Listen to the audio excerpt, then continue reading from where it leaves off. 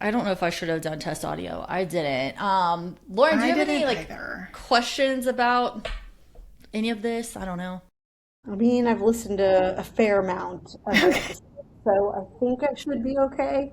Not Pretty her seasoned, although first. I'm not used to being the one on the camera, but behind the scenes Well, or so. and I've only been trying for like 3 or 4 years. So this is actually a pretty huge day for us. And yeah, I'm just gonna let Allison go ahead Yay. and take us away. Take us away. All right. Welcome, Lauren. We're so excited to have you here on the pod. We are, I guess, get into the formal intro, but we are joined by friend of the pod, Lauren Gaudion, VP of Marketing Communications for the Arrow McLaren IndyCar Team.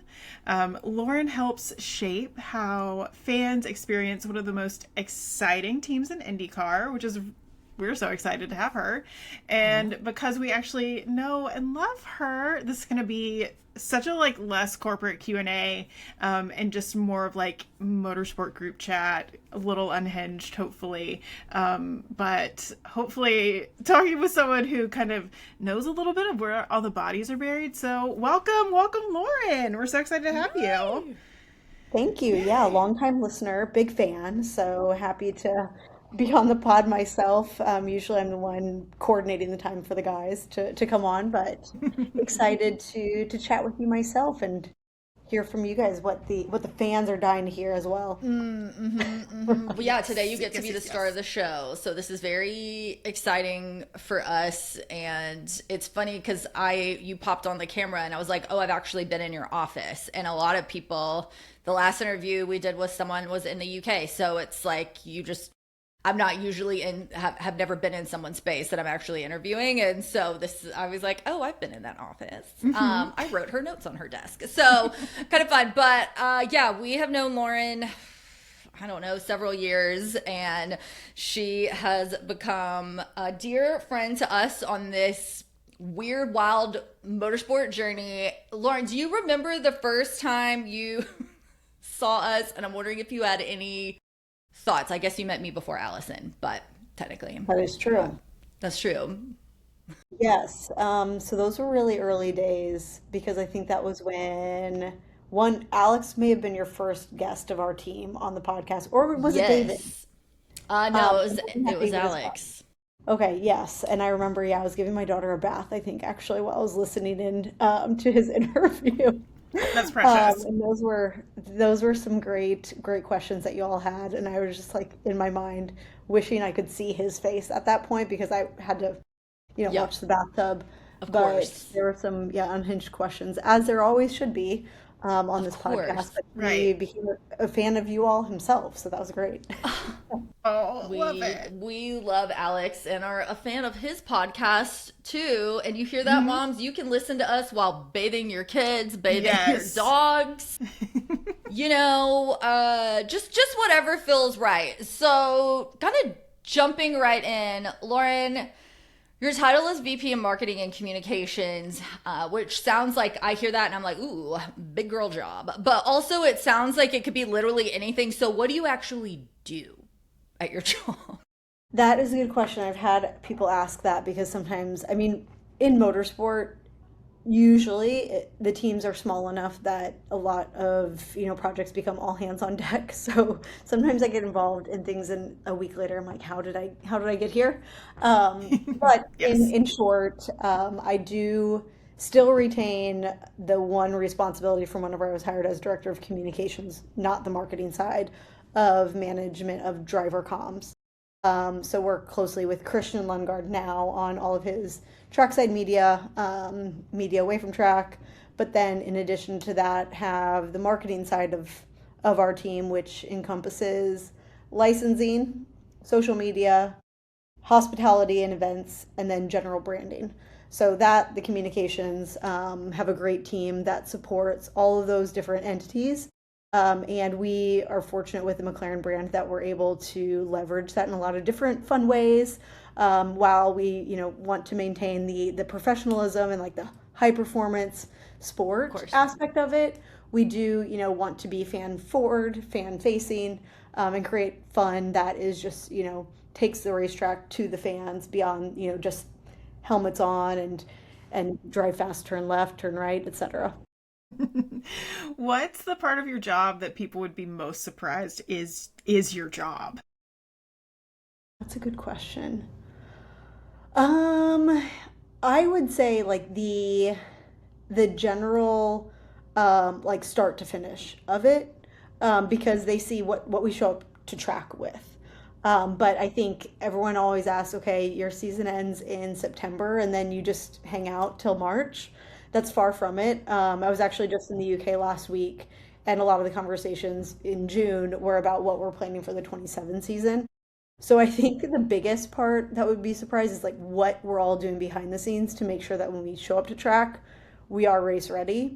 And honestly, having a 6-month off season, you're doing as much to stay relevant for those 6 months as you are when you're actually racing. So that was something that I was not coming from motorsport. I had no idea. Like, you're working harder in the off season to create headlines or to, engage with partners, create partner content. And then in the season, while you're busy because you're just traveling all the time, it almost like does the work itself. Nice. Also, I feel like when you were describing your job, you named like, this sounds like 8 people's jobs. And Right. I think my system like knew, I always joke with Lauren, I'm like, do you have time to sleep? Do you have time to like just chill out? And I think my body knew you were coming on the podcast today because I woke up at 4:30 this morning and have been up ever since. And Lauren's up at the crack of dawn. Like, I think I'm an early riser, but she takes it to another level. So I'm just consistently impressed by how you manage everything that you manage and also still make time to like goof off with us at the track and maybe almost run over my dad with a golf cart. And also, you thought I forgot. I thought I wouldn't bring it up. He's fine. He's good.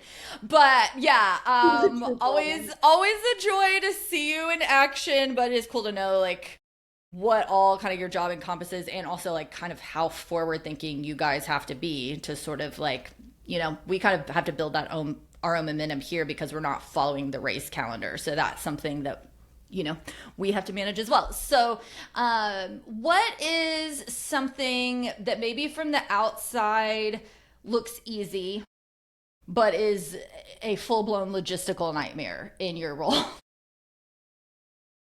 Honestly, hospitality, I would say. And keep in mind, this is something that I do not have a background in.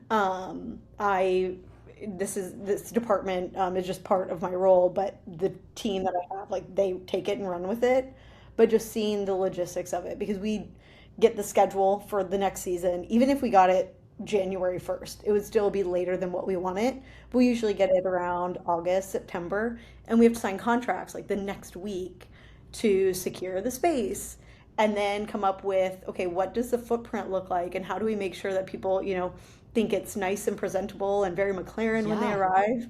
I think that there's just so much that you walk up at a track if you're a guest or if you pop by our hospitality in Nashville that you're like, oh, nice, McLaren, great, you showed up. And all the things that happen to get it to look that way, to make sure the food is there when it's supposed to be. It's one of those like a things wedding. What's that? It's like a wedding, but you're like really doing it every weekend. Yes.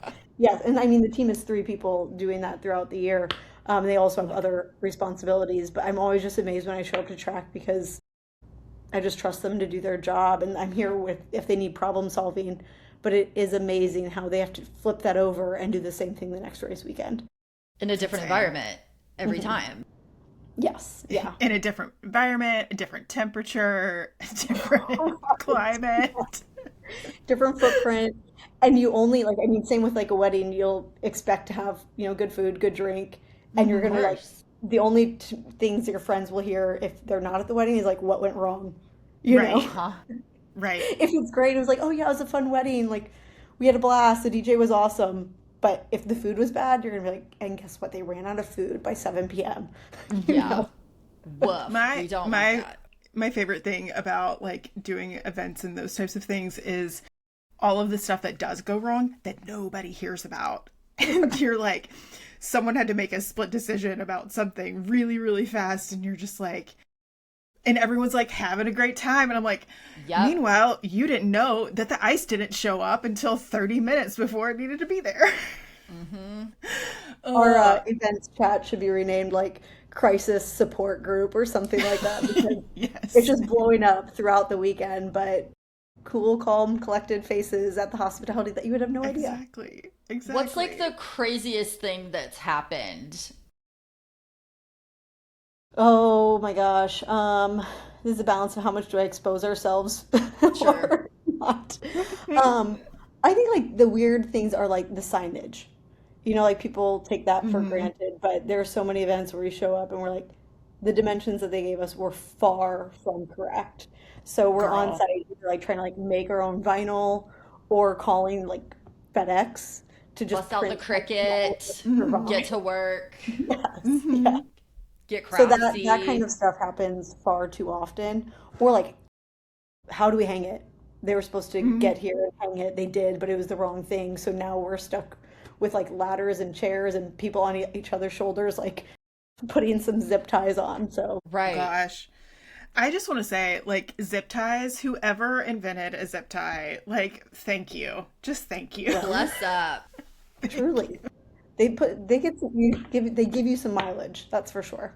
Person's a Right. genius. Well, what is a random skill that you have that makes you weirdly really good at your job? Hmm. I don't know how weird this one is, but I will say, coming from the airline industry helped me prepare for this job in ways I would have never assumed. I just took the job and figured I'm going to have to learn a lot, and comms is relevant regardless, but I just didn't think that there would be much that would really transfer over. But I think having a crisis communications role in the airline specifically helped me like not get frustrated or not get like tumbled by surprises. And I think that helps not only in communications because we at McLaren, love to stir the pot sometimes, What do you which I, mean? right? I know we're never making headlines. Mm. But I think that helps me kind of like bring a level-headedness to the team that we do need. But also as a team leader, like I said, I have an amazing team of about 15 that go across those areas. But when all hell's breaking loose on the hospitality side, or you have to take a tweet down because it went out too early or it said the wrong message, like, Hmm. not the end of the world. Maybe Mhm. we have some confused fans or whatever, but Right. um, at the end of the day, there are far worse things that could happen. It's PR, not ER. And so I think that has Smart. helped me. And even from like time balance, is motorsport can like be a total domination of your life if you want it to be. Yeah. So for me, I know when the cars are on track. I know when I need to, have like a heightened monitor of our world. But I also went from going from 24/7 on the airline side to racing where there's peaks and valleys of when your time is needed. And that too is like, all right, we're busy, but it's manageable. Yeah.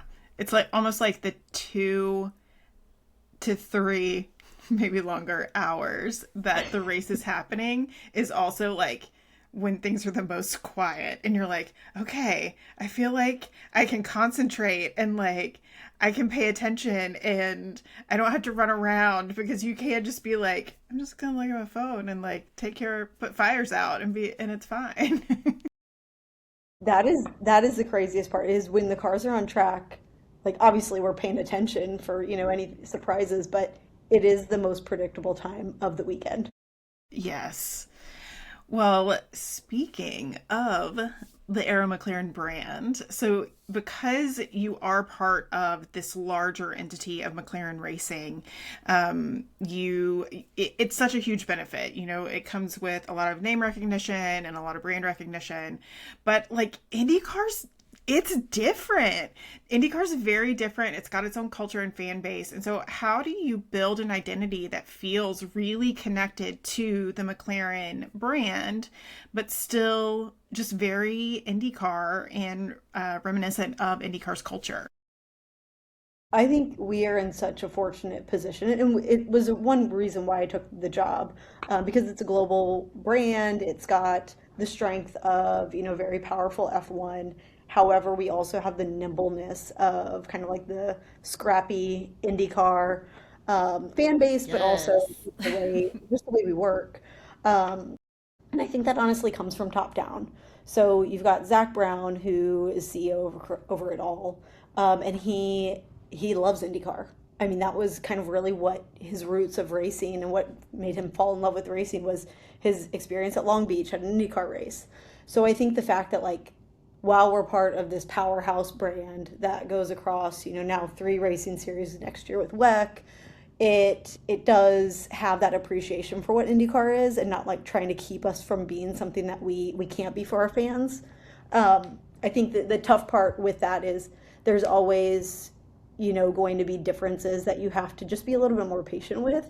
So, we have a lot of counterparts that we work with on a daily basis in the UK, and they bring us together as a brand, but we have to say, awesome start, awesome direction. However, it's going to have to be shifted by, these little tweaks in order to really resonate with our audience, or honestly, just like fit with the rules and regulations of IndyCar sometimes, or the timeline of our schedule. Right. So like that is sometimes complex, but the more that we have those relationships, the more that we work with them and like tell them our reasoning versus just say no or that's not going to work our way, it all helps.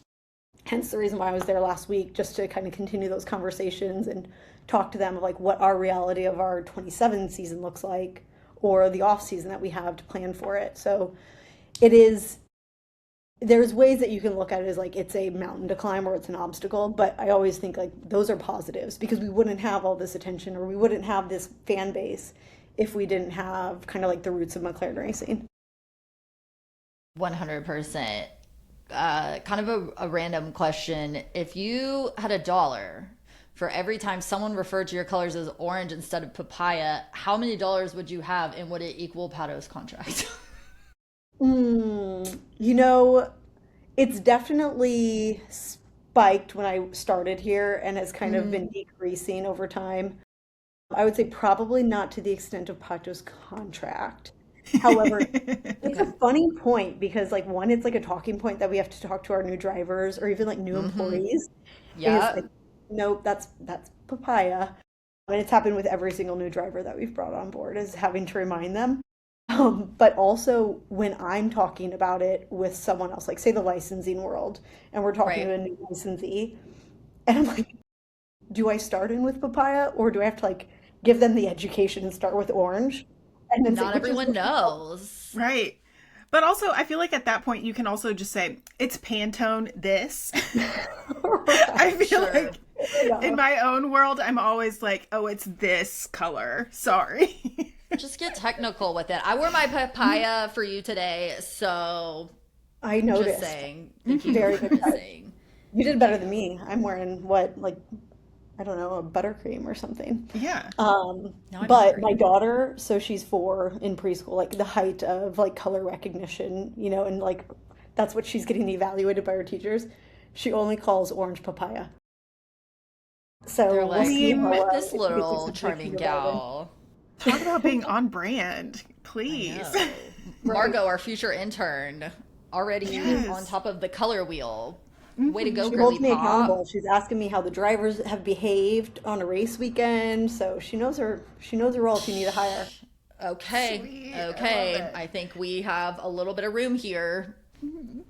Um, so is there a campaign or like content moment or a launch or something that's happened with fans that you're like really proud of? So like highlight all the good work that you do. Well, All of it. again, like the team comes up with some amazing ideas and our brand is purely like fan facing. All, everything that we do, it's okay, how does this impact our partners? How does this impact our team or how does this impact our fans? But there have been a few. So I don't know if you guys remember in 2023 we had the Triple Crown liveries for the 500. Yes. Yes. Those were beautiful, brilliant, and that was really like the first fan-facing public car unveil that I was involved in as part of the team. And we did it in Long Beach, and then we just kind of continued carrying it out. So that was a huge one, and I think it just like really resonated with everybody because it focused on McLaren's heritage, but also like brought what we were doing to the crowd. But I think it's all the small moments. Like our team just like loves little fan interactions. We hosted a team party to kick off May, but we opened it up to the fans. So like our team was there at this brewery, and then fans could come and get autographs from the drivers. And I mean, it took not much effort to put on, but it just made a really fun moment to kick off the month of May. And fans were like, I can't believe like we got to be here for this. And like we're here sitting next to, the people that are changing, the tires on Christian's car. Right. But I think like little moments like that we take for granted. We try to, make to come to life for our fans.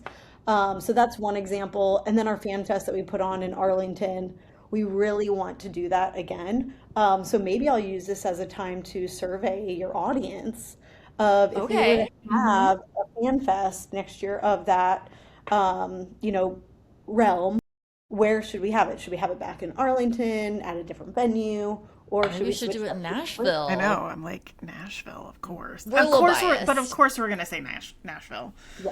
Yes. And Nashville we love. That's not off the table, so who knows?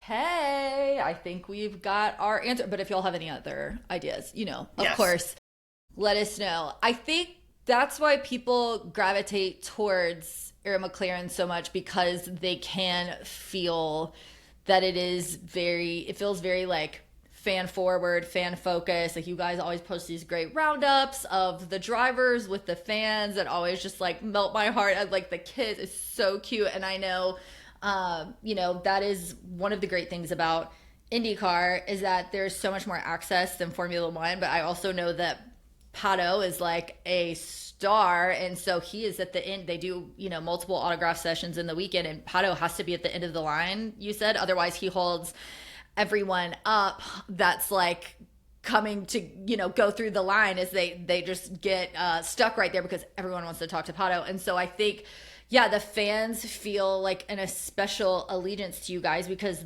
they know that you guys especially care about them. And I think that kind of ties into the next question I have, because you guys have obviously been through a lot of visible change.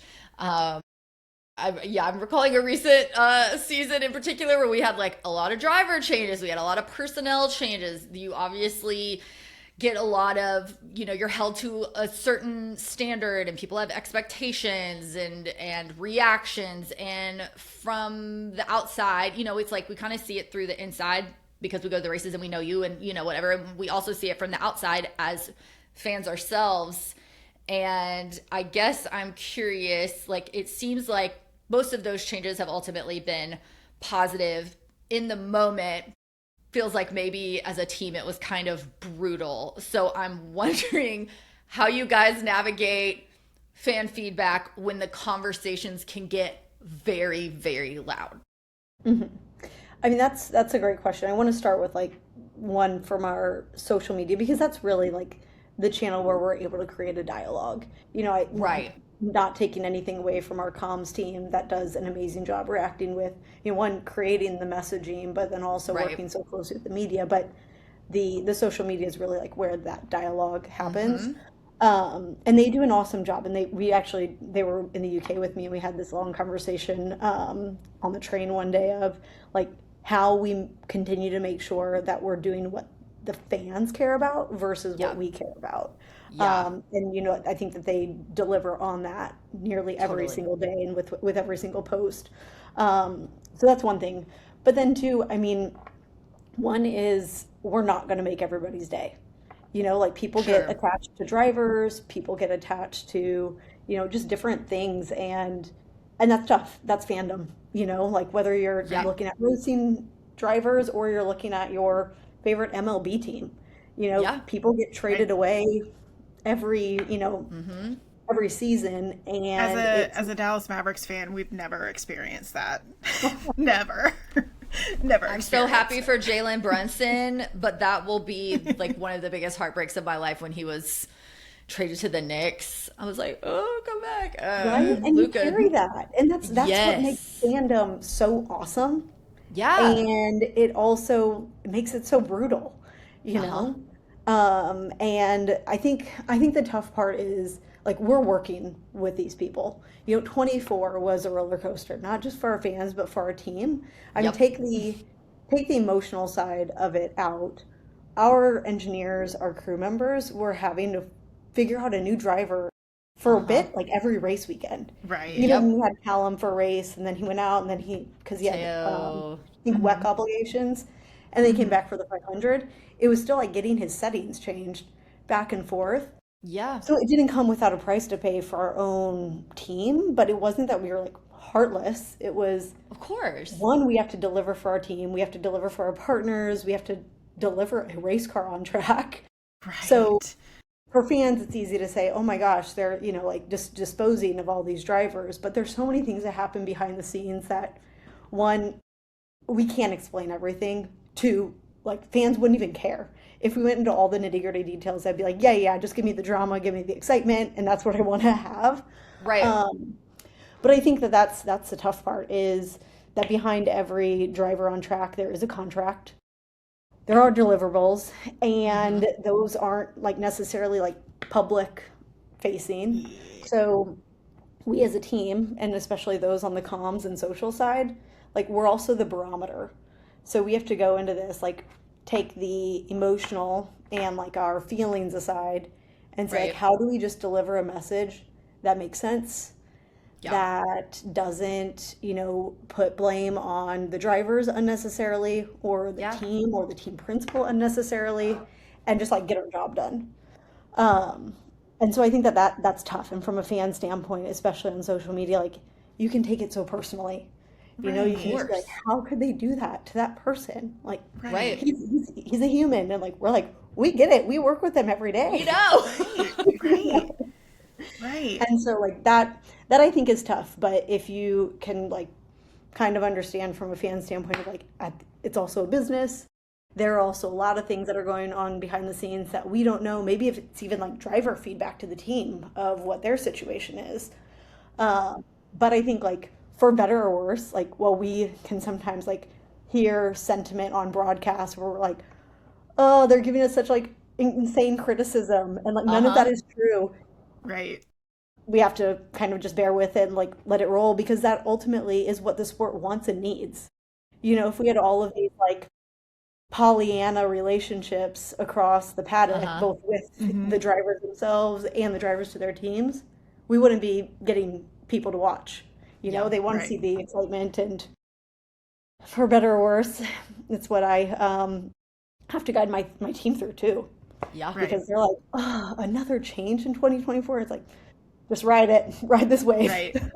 Well, and sometimes it feels like the hardest part of comms is like knowing the full story, but not really being able to talk about the full story. And so you're really kind of having to gatekeep a little bit of it, because you're just like, but there's so much more going on, and trust us, it's going to get really, really exciting. Yes, that is true. And honestly, we've got a really good team of like, I think it helps when you're able to be very close to the leadership, you're able to be very close to the drivers, because you get that insight that we're not guessing. Because I think that's the hardest part as a comms, when you're told like, hey, this is going to happen, write a press release. You're like, but what's the A, B, C, D of this, and how do I make the message as clear as it should be, or save the right things? But we fortunately like get a lot of access to our competition side and are brought into those conversations when appropriate, to make sure that like from a fan standpoint, we're able to guide the team as well on like, we can say that, but this will happen, or we can withhold that and this will happen. So we have a lot of trust in that area too. Okay, well, kind of like along with that, I know one of the biggest news stories that broke last season that got a lot of fan commentary was the Speedway Slammer incident.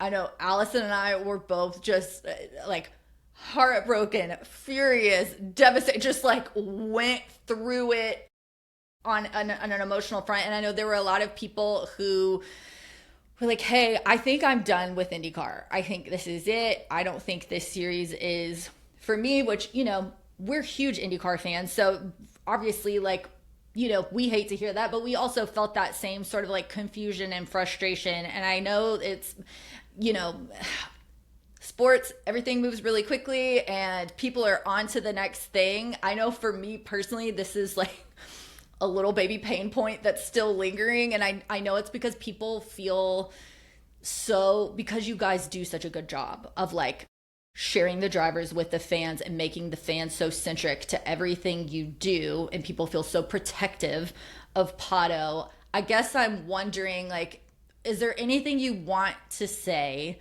to sort of like set the record straight in light of like, yeah, it's been a minute, maybe more stuff has come out, maybe it hasn't, I don't know.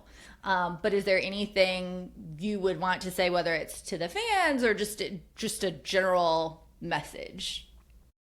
Yeah, that's a great one, because obviously that was such a heated moment. And honestly, you know, while we're always prepared for random things to come up, like that one couldn't have been further away from our radar. When you had just Especially, gotten off a plane, right? Like you had just gotten off a plane and your phone was like boo boo boo boo boo boo boo, and it was like, Lord. which, yeah, was funny enough. Like Pato was throwing out the first pitch at the Rangers the next day, and we were meeting IndyCar comms for dinner, and so that dinner ended up becoming a working meeting for hours, because it was just such a surprise. And obviously, you know, like there's no win on this. Like yeah, there's no way we can win. And what would a win even look right. the biggest thing, you know, for us and for Pato, who was still in the air at that point, so we caught up with him the next morning, was how do we, like, how do you want to handle this situation and how does it balance for you and your fans? And again, no perfect scenario for that. Sure. And so I remember looking back on it, there were so many fans of like, Pato definitely got PR'd, you know, like he is holding back and everything. But I think across most professional athletes is that they are held in such high regard by their fans to be what their fans want them to be. Right. Um, and that's an awesome position to be in for an athlete, but it's also a really tough position because if you Totally. speak out on one thing, then there's the expectation that you're speaking out on every then subsequent Yep. topic. Yep. And Pato, you know, I'm not saying not a turn for him, but I mean, he was truly like just shocked by it all. Yeah. And in that 24 hours when he was then asked by media to take it, like we still didn't know. And honestly, we still don't know today. Was it intentional that it was a number five? Was it Yeah. a random occurrence? And so he's stuck in a hard rock in a hard place. And this at this point, remember that the Washington, D.C. race wasn't announced yet. Right. Right. And so you can almost see from an IndyCar standpoint of those behind the curtain, knowing that they were still trying to work out that deal, how hard could they come out against the legislation that they were trying to get a race in a market that, politics aside, you take a race in DC at any given moment without a president's involvement. And it's like, this is an awesome place for a race to be. This is a Sure. great new spot for fans. But we're in the current political environment that we are, and it just makes it very divisive. So, from Pato's standpoint, he was one, surprised. Two, he's like I hate that this, you know, is happening to families. However, like I can't I can't say something that I'm going to regret to fans Yeah. because it's probably gonna be taken out of context no matter what I Of say. course. Right. So for him, we talked a lot about it. I mean, all morning it was our conversation of okay, when media asked like what do you want to say, and he landed where he was, and he was like, if it continues to be a heated topic, of course, like you know, we can have a continued conversation, but this is where we should land, and this is where we should have it. So it was, I can't remember what he ultimately said to, it was Associated Press, and then that kind of like spiraled down. But it was about the shock of it all. And that's kind of where it ended, because there's too many details that we didn't know, that we couldn't assume. Sure. And then there was conversation about like, shouldn't IndyCar say more? Shouldn't they do more? And hindsight's 2020, but now, whether right or wrong, you can kind of see where they were probably going to err on the side of caution to not say anything. Right. And I think that those are the things that, like, even I didn't know that they were talking about a DC race at that point. Right. So there were some things where I was like, man, I wish you would have had our drivers back. But looking back on it, you can appreciate, like, I was talking with him and understood at the moment, like, why they were a little hesitant to go straight at it. Sure. Because to the administration, like, you don't know how they're going to then pull half of an American audience away from your sport by, being just mad at how you responded to a situation. Right. Yeah, absolutely. Well, and it's good to know too that, like, the whole, like, he got PR'd, like, of course that's part of it, but that he had some say in the messaging that went out, and it wasn't just like, you get up there and say this, monkey. It's like, well, I think about this a lot. I'm like, these are men in their like mid-20s. Sometimes they're in their 30s. Sometimes for Will Power and Scott Dixon, they're in their 40s. Like, yep. I remember being that age, just not too long ago, right? I was just like 20 not too long ago. I'm kidding. Me too. But like, I just remember being that age, and like, I would never know how to respond to any of that. I would just be like, I don't know. Yeah. So I just think it takes such incredible maturity for them. That's a good point too, because this is not to speak on like these drivers, like, naiveness or whatever from like what's going on in the world, but like also they are so hyper focused in what they do to be a professional athlete that a lot of times they're aware of situations, but they don't have enough background information to know like where they should really put a stake in the ground. Totally. And like Pato, kudos to him. He comes to his main PR person, Will, and myself a lot of times of like, hey, fans are like talking about this on my post. Like, can you guys give me a little bit more information on like what is like the reality of this situation? Yeah. And good for him, because every single scenario, he's not going to be diving into the weeds of this, he doesn't have time. The others, right. Because he's not like careless. He just doesn't have time to do it because he's focusing on a test or etc. And so for him, it's a lot of like, I can't be everything to everybody. And so where I can just be respectful, like that's where I just want to be. I don't want to be, making political stances. I just want to be very even keel, because that's what my fan base is split on. Totally. I mean, to Allison's point, like, yeah, in my 20s, I thought I was a member of a different political party than I currently am, and I would have had the same reaction, and now I will, like, let it rip online, but I am no longer 25, So, yes. Things change, people change, and that's, like, me working my, like, BS job at the mall, not someone who travels to a different city and state like at least every other weekend and is just trying to get their bearings as best they can, and then this like bombshell thing comes out of nowhere that's like, okay, cool, okay. The thing I want to point out is that also like everyone knows Pato well enough, like if he really needs to say something, like he cannot control it from coming out of his mouth. Right. Yeah. And like that's what I've always taken the stance, even before I came into racing, is I'm never going to put words into my spokesperson's mouth. Right. I will give them the background information. I'll give them guidance. I'll give them, if you say this, this could happen. If you say this or go that direction, that could happen. But at the end of the day, like, I'm not going to put words in their mouth, because I want them to feel like they can authentically be who they want to be. And right or wrong, they're going to be paying the consequences at the end of the day with it, and then I will help them through it. But Pato doesn't operate in a way where it's like, my PR person told me to say this, so that's what I'm right. Mm-hmm.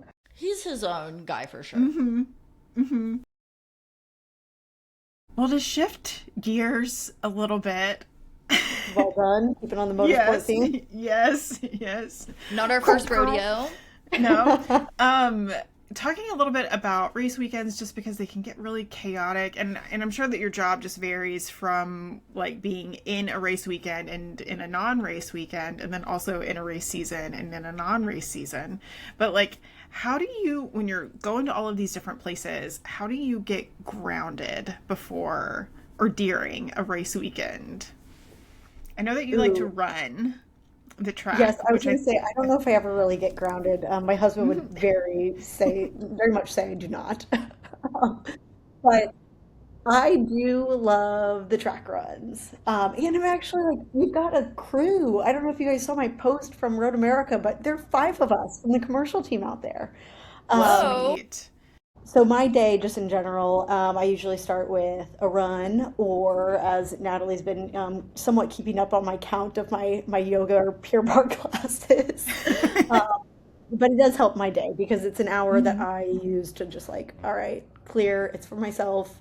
I don't have a dog barking or a kid, yapping. But I do enjoy the runs, and the Thursday track run is just so fun to like. I don't know what I'm looking at. I don't know what these curves or apexes mean on the track, but it's nice to just see what the drivers see. And so that's a little usually slower pace. right. Yes. Yeah. The hills in Road America. I was like, oh my God, why'd I do this? You're so brave. They're something. But yeah, I would say that. But then it's full speed ahead for the rest of the race weekend. Again, I don't know how you do it. Do you have a work horror story from your time with Arrow McLaren that you are legally, emotionally, and professionally allowed to tell? This is a good one. I mean, I guess it depends on your definition of a work horror story. But for Maybe me, anything that makes you feel a little uncomfortable. Sure. I do not like creepy crawly things. And so we were on our last week at our previous facility. We moved out right before the holidays. And then when we returned from the holidays, we came straight into this new facility. And I had like trail mix in my backpack. I think it was trail mix. And I looked down as I'm about to get on a call, and there was something like running at the speed of light across my feet, straight to my backpack. Not my trail mix. And yeah, and I was like, what on earth? And immediately like screamed, jumped onto my chair because I usually stand at work. And that was, I can't remember if it was a mouse or like a cockroach, but then like that afternoon it was like there are more mice because we had to keep the doors open so often because of the moving, and it was warm in there but it was freezing outside, and so we were like, we could not get out of this place quick enough at this point. And so I mean, I'm not a horror story, but for me that is a horror story No, that's because I was just like, I brought my backpack home, but I'm like, oh my God, I had dumped it out. And I'm like, there's still a mouse in there. Like, there's no way that this mouse is gone for my life. that just like it gives you like the creepy crawl. Like I can't. I like a giant lizard got in my house the other week, and I think it just got under the screen door, and I tried to leave it because I didn't know how to get. It was just like sunbathing under a chair, and I was like, all right, if you go do that, you can stay till I figure something out. And then I called my neighbor who like sent her husband over with a Tupperware container to try and like get this thing out. We could not find it anywhere. Could not find it. I still have not seen it. I don't know. Yeah. And this thing was like this big. This wasn't like a tiny little lizard. Nope. And I've yet to see it. I don't know if it got trapped. We have floor vents. I don't know if it got trapped in the air vent. I don't know where. I still like every time I go over there to open and close one, I'm like, That would be, the house would be on the market. No way. Right. I'd be yeah. out of there. And that was the thing. Goodbye. Like, it was a symbolism that we needed to get out of that new facility into the new. Ooh, that's rough. Can't do That that. is rough. Can't do bugs or mice No, or any of it. no. Lizards. None of it. No thanks. No. Oh, no. I will say raccoons I can do. I think they're adorable. Well, and like You following can keep this, your eye on them a little more. right?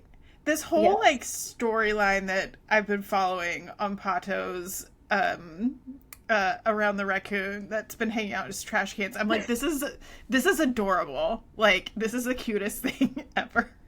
it's like a I mean, they're Pixar film buddies waiting to now. happen. I know. And then maybe the raccoon becomes a race car driver. Oh my gosh. Okay, here we go. Cars 4, watch out. I love where this is going. Zootopia has like a whole new option for storyline. Yes. Absolutely. Yes. Yeah, that has been, I think, just like the sunshine of our season so far.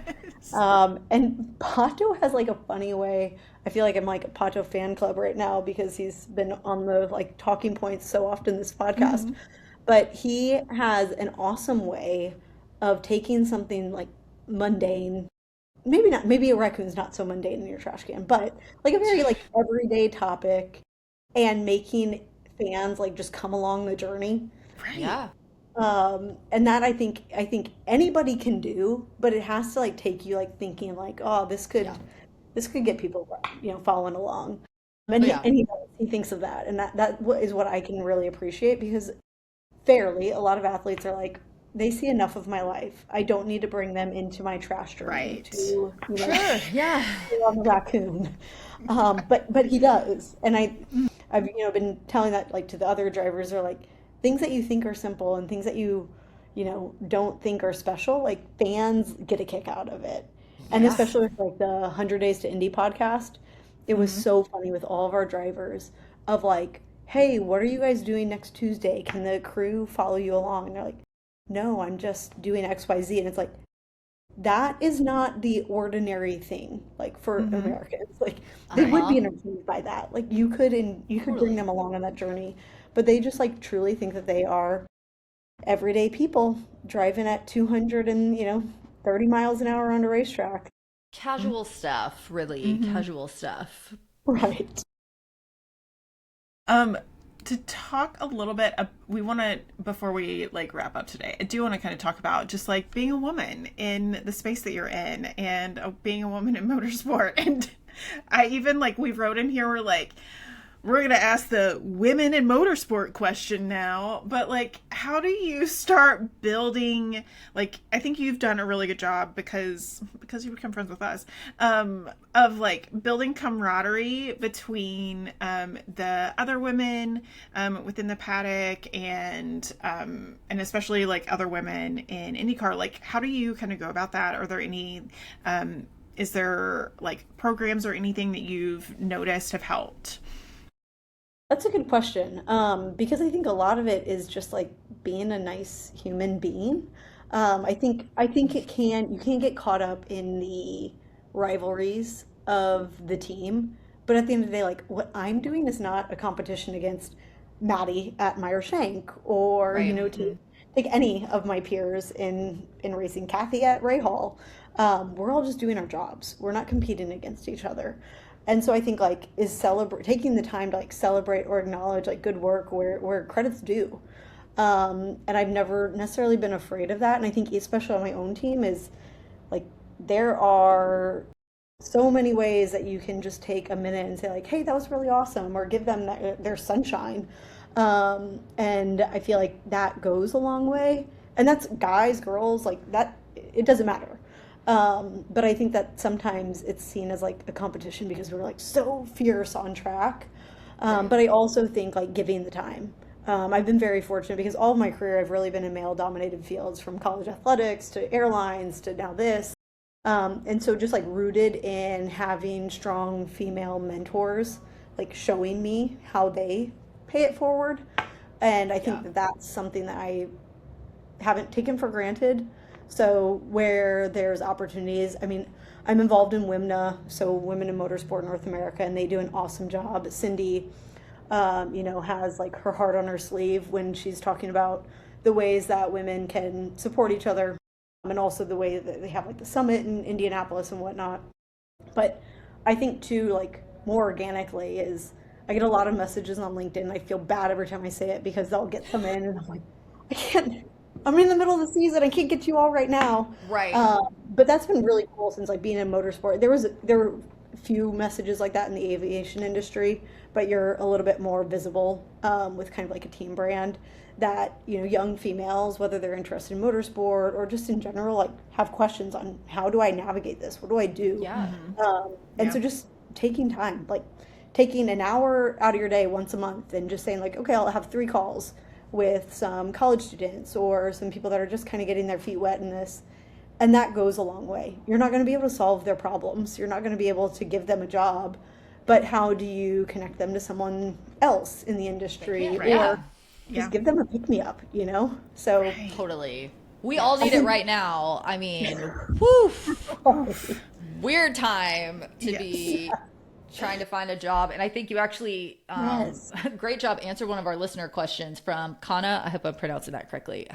Advice for fellow women in male-dominated fields. So having strong female mentors, I think that is wonderful. Do you have, let's see, maybe these will be lightning round because I know we are running up on time, but as far as like advice for someone trying to break into motorsport, specifically IndyCar. This is a question from probably Karina. That's her username. Her name is Karina. I verified. But do you have any advice for someone specifically trying to break into IndyCar or the motorsport world? Networking. If you go to a race, if you have LinkedIn, like there's so many different people that you can chat with. But I also think like it's interesting because we get so many messages from fans that want to be in motorsport. And I always caution them because I had an internship in NFL and I really wanted to work in NFL whenever I was going through school. And having that internship helped me realize like actually on game days, I don't want to watch it. I want to be at the tailgate.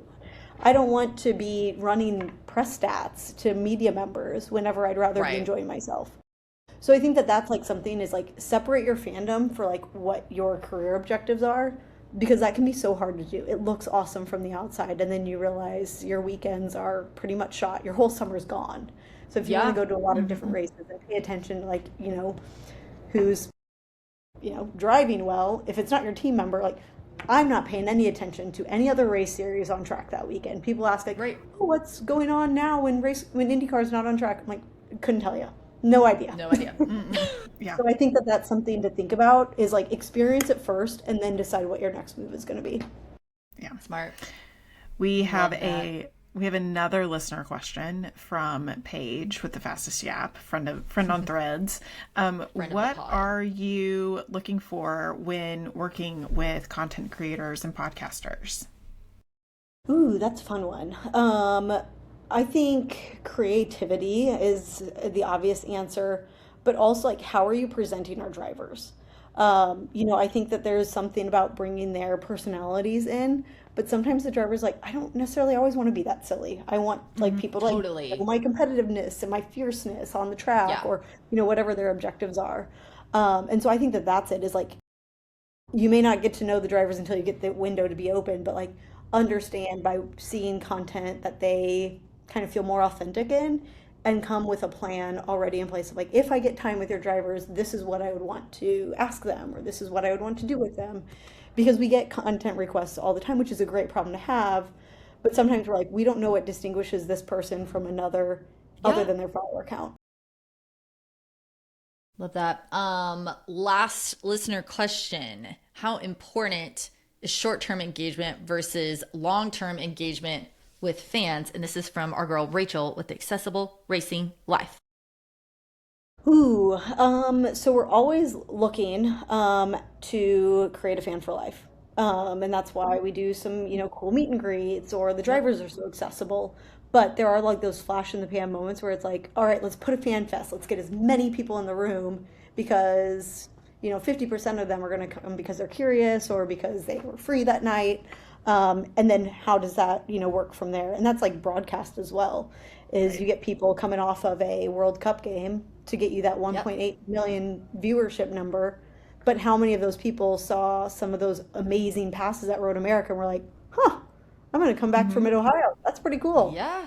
But you can't expect that there's going to be 1.8 million people coming the next time. But you can hope that's you got 20% of them to come back. Right. Yeah. Or at least got them to like follow you guys on Instagram or Right. Think about something, you, right? be on the Yeah. radar. Right. Take an action. Yeah.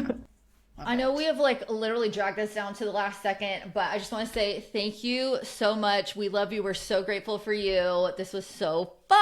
And oh my gosh, it is 12 o'clock on the dot our time. So I know you have to go, but we really can't wait to see you in Nashville in a Yes. few Likewise. weeks. Maybe we're doing a meetup. There may be Arrow swag. I don't know. Working on So it. we will put That's my where deal to cooking keep. up. Yeah, we got some ideas, but we'll Yes. we will put where to keep up with Lauren in the show notes. Lauren, thank you so much. This was such a treat. Yes. Yes, Thank you, likewise. Lauren. I'm glad we finally got this arranged, and Yes. always a pleasure catching up with you girls. Yes. Yes. Okay, we'll see you in a few weeks. Yeah. Bye. Bye.